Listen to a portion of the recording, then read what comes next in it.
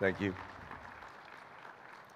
Your Excellencies of the Diplomatic Corps, Secretary Cesar Purisma, Chairman Alhaj Murad Ibrahim, Secretary Arce Balisacan, Secretary Ging Deles, Secretary Lu Antonino, Secretary Marojas, Secretary Butchabad, Secretary Proceso Alcala, Secretary Babe Singson, Secretary Dinky Suliman, Secretary Hilde Los Reyes, Secretary Junabaya, Secretary Tati Licuanan, Secretary Yasmin Busaran Lao, Secretary Joel Racamora, Mr. Gasali Jafar, Mr. Sulaiman Pangalian, of course, Chairman Makber Iqbal, Dr. Safrula Dipatuan, Governor Boyumali, Governor Toto Magundodato, Governor Dolpo del Rosario, Governor Steve Solon, representatives from the Moro Islamic Liberation Front, development partners, other local government officials present, honored guests, mga minamahal ko pong kababayan, maayong buntag sa tanan.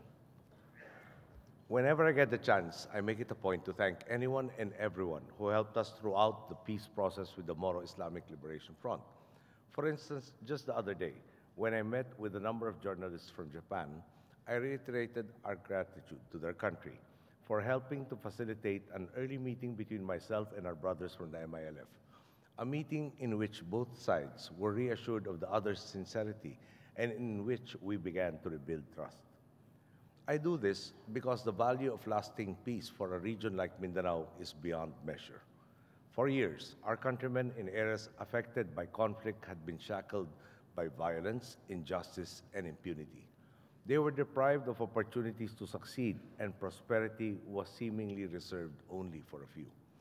Now, however, as Mindanao is becoming an increasingly stable environment, we can see that the region is on the cusp of a profound transformation, from being a land of promise to being a land of promises fulfilled. In March of this year, the efforts of everyone involved in the peace process culminated in the comprehensive agreement on the Bangsamoro, a final peace agreement between the Philippine government and the MILF. Now, more than ever, it is vital that we focus on getting through the next steps in the process, getting the Bangsamoro Basic Law passed in Congress, which would establish the Bangsamoro as a political entity. In September of this year, we turned over the draft law to Congress, and both houses are currently conducting hearings and consulting various stakeholders. At this point, I believe all of us are duty-bound to make our voices heard. Please talk to your representatives so that we can pass a bill that truly represents the interests of all and benefits all of the people. Our work to ensure the success of the peace process runs parallel with our ongoing efforts to eliminate systems that are prone to abuse and to uplift our countrymen in the region, even before the Bangsamoro Basic Law is passed. After all, attaining peace also means eliminating unjust milieus or situations dire enough that people begin seeing violence as the only or as a solution. This thinking has guided our efforts in Mindanao from day one. It is why one of our first major institutional reforms was the synchronization of the elections in the autonomous region of Muslim Mindanao with our national elections. It laid the foundations for change by forcing those running for office to contend with one another on a level playing field.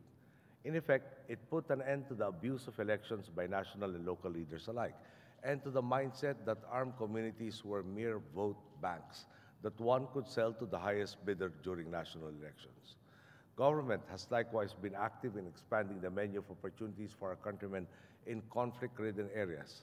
After all, no one can deny that they have been deprived of legitimate opportunities to succeed, which is why we are giving them a significant boost up so that they may catch up.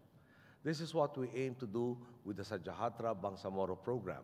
Through the SBP, we are improving the living conditions of several Bangsamoro communities by offering cash for work, technical, vocational training, study grants, and health and insurance premiums, amongst others.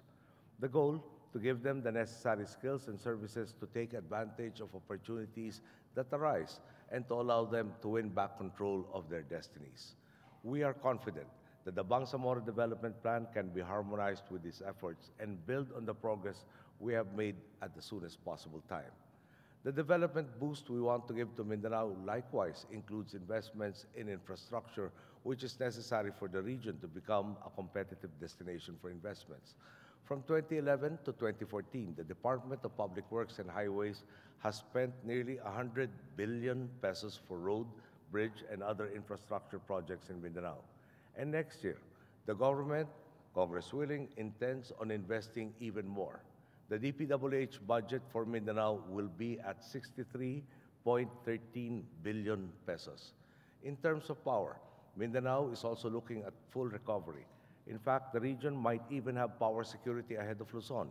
By 2015, I am informed, several major power plants will be finally coming online, including the 300-megawatt coal-fired Therma South Energy power plant in Davao del Sur and the 200-megawatt Southern Mindanao coal-fired power plant in Sarangani. These two plants, among others, put us on track to have an energy surplus in Mindanao by 2015. The early impact of our efforts at peace, stability, and fostering a good business climate has been near instant. Just look at ARM. In just the first 9 months of 2014, they registered a yearly all-time high of 3.37 billion pesos in investments. This is more than double the 1.46 billion pesos in investments recorded in 2013, and almost 6 times the 569 million pesos in investments ARM received in 2012.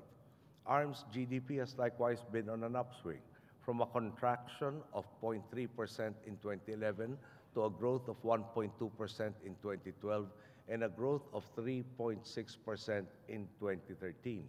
I am told that the goal of 5% for this year is quite or very attainable. There has also been a sea change in terms of business interests in Mindanao. The numbers again tell us the story. In the Davao region alone, inbound missions of companies from Japan, China, Korea, and other members of the Brunei, Indonesia, Malaysia, Philippines, East Asia growth area have drastically increased, from 18 in 2012 to 37 in 2013 and to 51 in just the first 10 months of 2014. On top of this, we have heard of plans to expand and diversify from several companies from vastly different industries, from energy to coconut products to palm oil and various other consumer products. Indeed, more than at any other point in history, the Mindanao we all aspire for is within reach. The progress is palpable, and it is apparent that our efforts are having a profound effect. Nevertheless, I believe that in forums like this, we are given an opportunity to contribute our individual voices with the goal of accelerating the positive change in the region, and we must take full advantage of such opportunities. It is with the participation of stakeholders from different sectors across the world that we have successfully established Mindanao as a stable, peaceful region. With the help of everyone present here today, I am certain we can do much more. If we continue thinking of new, better ways to accelerate development in the region, if we continue to work with perseverance and creativity, and above all, if we always remember that the end goal of our efforts is to uplift our fellow men and allow them to live full, dignified lives, then I am certain we will achieve what we have hoped for all these years. Together, we will realize our vision of a new Mindanao, one seen by the global community as a region of skilled, talented, and peace-loving people, of vast natural gifts, and of boundless progress and prosperity. Thank you for your time, and good day. Thank you very much, President Aquino. We shall now have a photo opportunity with the President.